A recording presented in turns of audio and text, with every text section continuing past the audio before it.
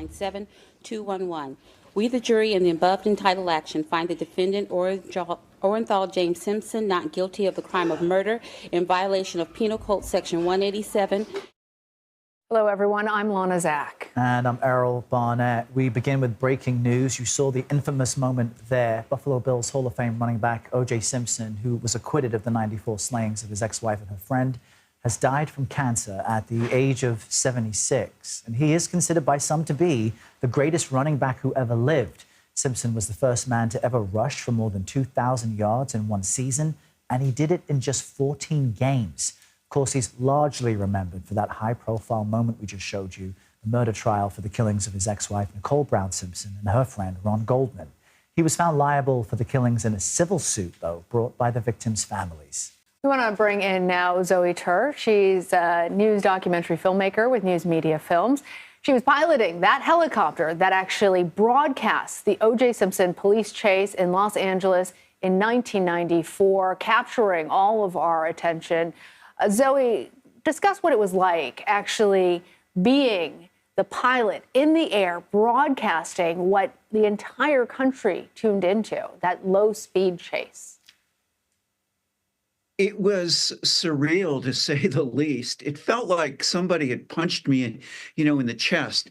Here was O.J. Simpson, this television star, this movie star, a man that golfed with presidents, running from the police like, the other 200-300 pursuits I've covered. It was shocking. And to be able to find him, of course, we're in the news business and we wanted to find him. I was just shocked that we did. Zoey, how did you find him? I mean, Los Angeles is massive. The number of vehicles on the road on any given day, let alone the early 90s, is in the tens of thousands. Take us inside the helicopter. How did you capture the moment? Well, it started outside the helicopter at Parker Center, LAPD's police headquarters in downtown Los Angeles. Lieutenant Gascon, the spokesperson for the LAPD, announced that O.J. Simpson was supposed to turn himself in, but was in the wind. And it took me a second. I had to ask him, in the wind? And he goes, O.J.'s a fugitive. He's didn't show up. We're searching for him. So every law enforcement agency in, the United States now is looking for O.J. Simpson, every reporter, the public. And so I looked at my crew. We were downtown, said, let's get to the helicopter. We walked across the street to the heliport. I got into my helicopter, and then the discussion moved to, where would a malignant narcissist go? And I thought it would be the gravesite of Nicole Simpson Brown. And I flew down to Orange County, which is drive time about an hour and a half from downtown LA at that time. The helicopter is about 20 minutes. I went to the gravesite, no OJ. There was a undercover vehicle staking it out. So they had the same suspicions that I had.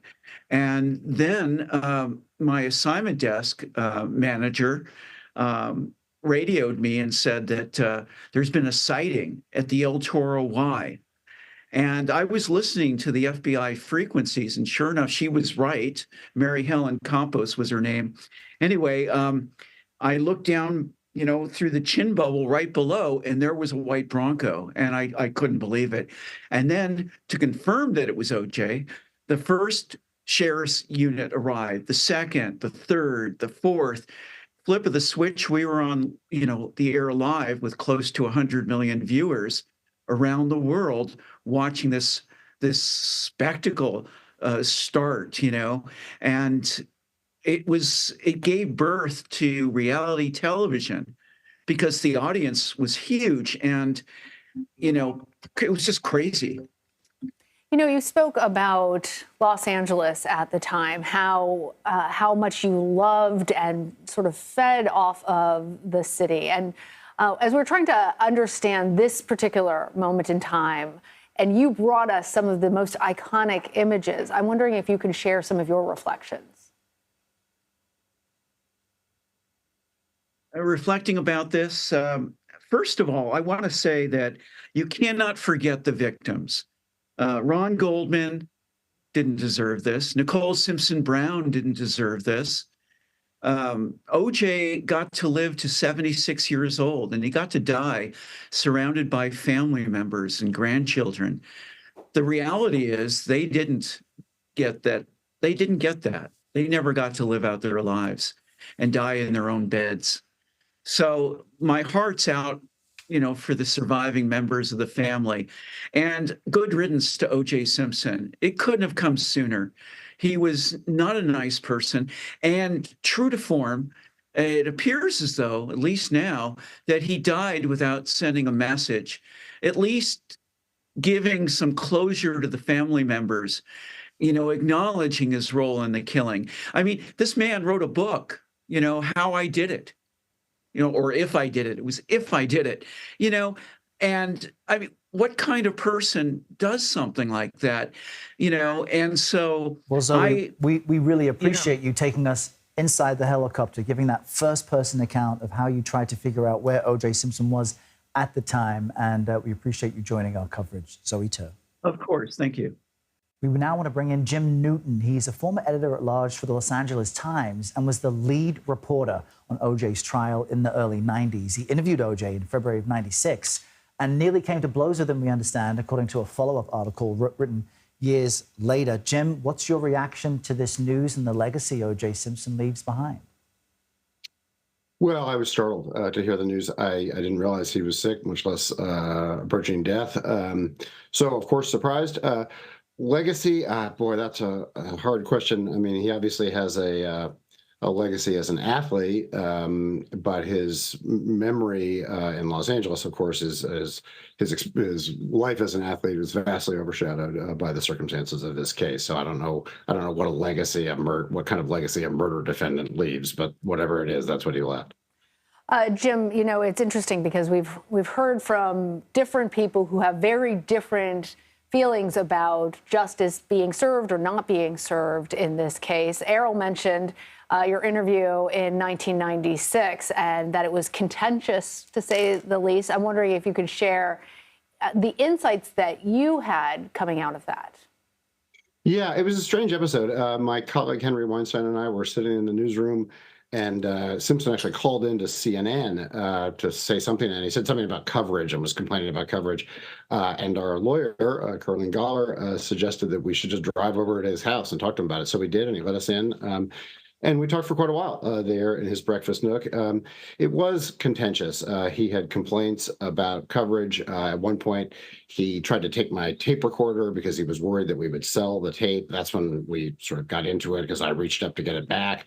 And I must say, I thought for a moment that we might come to blows. And my first thought, I guess because I'm a newsman, was that Henry would have a great story about it. But it's actually the only time I ever sat down with him one-on-one, despite the fact that I was in the courtroom for many months, just a few feet away from him. And Jim, what I think is interesting is in coverage of O.J. and even in discussing now his death, you kind of have two topics. There's the man himself, who he was, the imperfection, the criticism, but also the fascination over that trial and what it says about the United States and the rest of us. As a reporter who covered that trial at the LA Times, what did the trial of O.J. tell the rest of Los Angeles and the country about itself? Well, those are the big questions. I would say it's important to remember that the Simpson case unfolded here in the immediate, just less than 2 years after the beating of Rodney King, I guess 3 years after the beating of Rodney King by LAPD officers in Los Angeles. So issues of policing and race and racial justice and excessive force, all were they were certainly at the center of my coverage and very much at the center of civic life in Los Angeles. And so I think it's important to realize that because this case unfolded with that still very much in the air, we'd had a riot over those issues. When there were allegations by the Simpson defense team that the LAPD could have framed Simpson or focused exclusively on him, a prominent black man, those were not to be taken lightly at the time. And so I think as the trial played out, we saw stark racial differences in the way people received and heard the evidence in that case. And so it was certainly a reminder of the deep divisions along race and class in Los Angeles, and I think in the country at large. Jim, as you're going back in time and thinking about how you covered this, is there anything in particular that jumps out to you about, wow, if I knew then what I know now, I would have done something differently, or even that becomes so much more important now as I think back on things? Yeah, I don't have, maybe I should have something that I feel like I should have done differently. I'll tell you what really sits with me all these years later. I was in the courtroom the day the verdicts were read. And I remember Simpson and the defense team's kind of sense of triumph and victory. But what really lodges in my memory is the sound of Kim Goldman bursting into tears. And, for all of the trappings of sort of a circus, there was kind of festivity around this trial almost, or people selling T-shirts and things outside. That moment always brings me back to the real story here, which is this was a brutal double murder with real victims who never ultimately got the closure they were seeking. Jim Newton, we so appreciate you giving us some insight from your point of view. Thank you very much. My pleasure.